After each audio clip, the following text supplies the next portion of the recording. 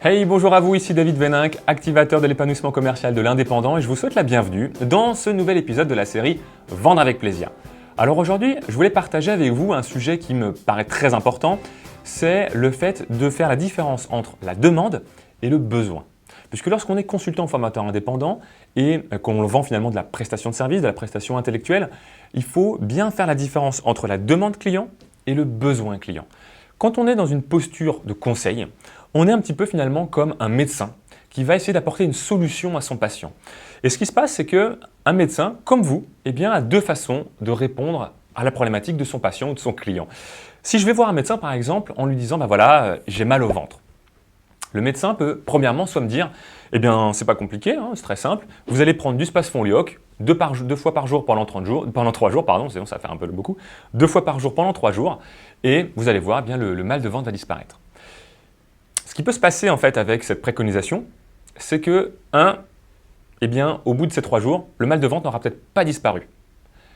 Et 2, ce qui va certainement se passer, c'est que vous allez perdre la confiance dans votre médecin parce qu'il vous aura donné une préconisation qui n'aura pas fonctionné et vous allez peut-être même un petit peu énervé face à lui parce que vous avez perdu 3 jours et que vous avez encore mal, peut-être même encore plus mal. Ce qui s'est passé, c'est que ce médecin a traité la demande. Il a traité le fait que vous ayez mal au ventre. Un autre médecin aurait pu faire différemment. Il aurait pu dire alors, monsieur David, vous avez mal au ventre, est-ce que vous pouvez m'en dire un petit peu plus? Est-ce que vous pouvez me dire qu'est-ce que c'est comme type de mal de ventre? Est-ce que c'est des crampes d'estomac? Ou est-ce que vous ressentez des pics? À quel endroit est-ce que ça vous fait mal? Depuis combien de temps ça vous fait mal? Est-ce qu'il s'est passé quelque chose de particulier dans votre vie qui a fait que vous aviez mal au ventre? Ce médecin-là, lui, ce qu'il va faire, c'est qu'il va établir un diagnostic. Il va essayer de comprendre finalement le pourquoi. Il ne va pas traiter le symptôme qui est le mal de ventre, il va chercher à traiter la cause du mal de ventre. Et ce qui peut se produire, c'est que la cause, c'est tout simplement pas un mal d'estomac, mais c'est peut-être effectivement quelque chose de beaucoup plus grave. Et en faisant finalement un diagnostic, il va être capable de vous apporter la bonne solution.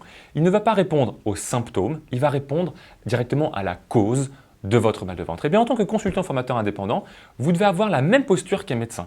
Ne pas traiter les symptômes, la demande autrement dit, mais vous devez traiter le besoin. Quelles sont les causes finalement de la problématique de vos clients? Parce qu'en s'intéressant finalement aux besoins, aux causes profondes finalement de la problématique de vos prospects, vous allez déjà premièrement leur apporter beaucoup plus de valeur puisque vous allez leur poser des questions qui vont leur permettre de prendre du recul, de prendre de la hauteur par rapport à leurs demandes et du coup peut-être effectivement avoir déjà des premières idées de « mais oui tiens effectivement ça peut peut-être venir de là », de commencer à dessiner ensemble les pistes d'une solution, de co-créer avec eux une préconisation et un projet commun dans lequel vous allez pouvoir collaborer pour résoudre la problématique et apporter une solution qui soit en parfaite adéquation avec leurs besoins. Et donc forcément, avoir une posture de partenaire, avoir une posture de confiance, de conseil, plutôt que de simplement essayer de pousser une solution sans s'assurer au départ qu'elle correspond bien aux besoins de votre client et non pas simplement à sa demande.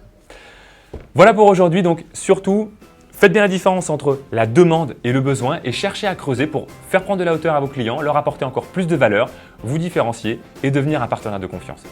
Moi, je vous dis à demain pour le prochain épisode et d'ici là, osez de nouvelles choses dans votre activité, osez tester, osez essayer peut-être des nouvelles idées que vous avez ou que vous obtenez de votre réseau ou de celles que je peux vous partager. Soyez vous-même et prenez du plaisir chaque jour.